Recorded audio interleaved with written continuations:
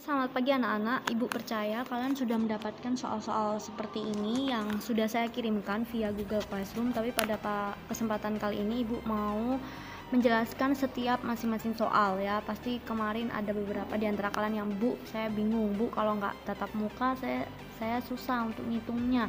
Jadi Bu akan kasih tutorial cara menghitung secara cepat 5 soal saja. Kita usahakan 5 soal ini kita bisa kerjakan selama 10 menit, oke? Oke, sekarang kita baca dulu soalnya. Ingat, ketika kalian membaca soalnya, kalian harus teliti. Fraksi mol larutan metanol CH3OH dalam air adalah 0,5. Konsentrasi metanol dalam larutan ini dinyatakan dalam persen berat metanol adalah. Jadi kalian diminta untuk mencari fraksi mol. Fraksi mol apa? Fraksi mol dari massa metanolnya. Ya, kita coba buat. Kalau kalian lihat di sini ada persentase massa ya, massa metanol per mR metanol ditambahkan mR air dikali 100%. Nah, hasilnya adalah 32 per 32 ditambah 18 atau yang disebut sebagai 32 per 50. Nah, maka hasilnya adalah 64%. Nah, caranya Bu, saya nggak paham loh sama soalnya. Coba kalian lihat dulu, kan ini yang ditanyakan persen berat metanol, berarti yang ditanyakan itu harus ada di atas, itu persentase beratnya.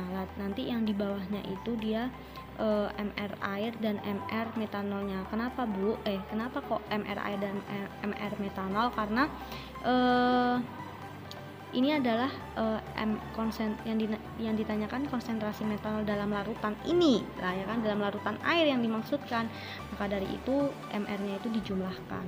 Jadi dapatlah 64%. Oke, itu saja yang nomor 1. Untuk yang selanjutnya yaitu jika di dalam satu larutan yang dibuat dengan melarutkan 4,5 gram glukosa dalam 100 gram air, kemolalannya adalah pertama adalah cari mR glukosa.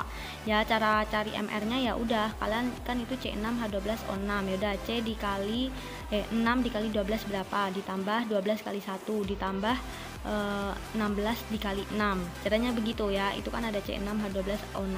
Nanti ketemulah mR totalnya itu glukosa itu 180.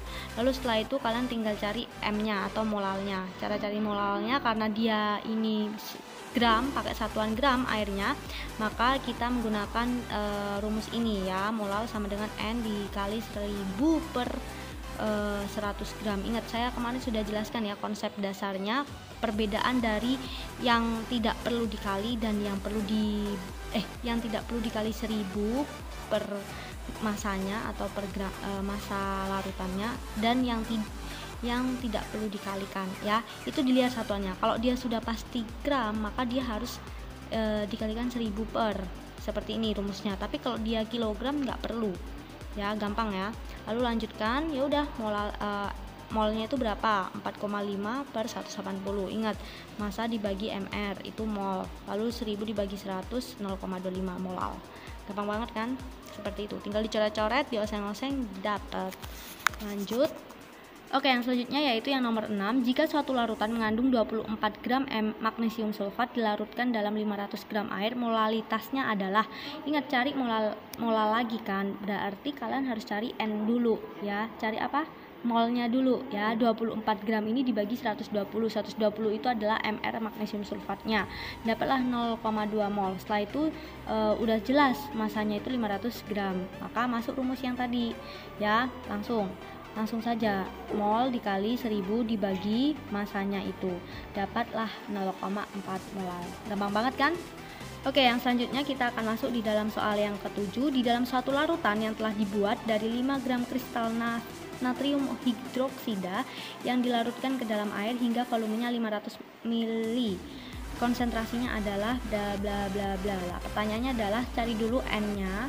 N apa? Natrium hidroksidanya ya, itu kan 5 gram. Berarti massa per mR ya, 5 dibagi 40, 0,125. Setelah itu cari volumenya. Volumenya itu kan masih ml. Supaya kalian nggak usah ribet, jadikan liter aja, 0,5 liter. Ya udah, masukkan ke rumusnya, 0,125 dibagi 0,5, jadinya 0,25 mol per liter. Gampang banget.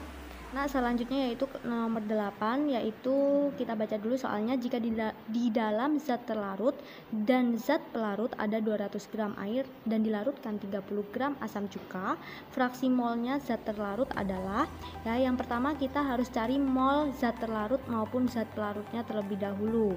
Ya, kita cari dulu mol untuk zat terlarutnya, yaitu asam cuka. 30 gram dibagi mR-nya kan 60, berarti hasilnya 0,5 mol. Lanjut, setelah itu kita cari mol dari air, ya.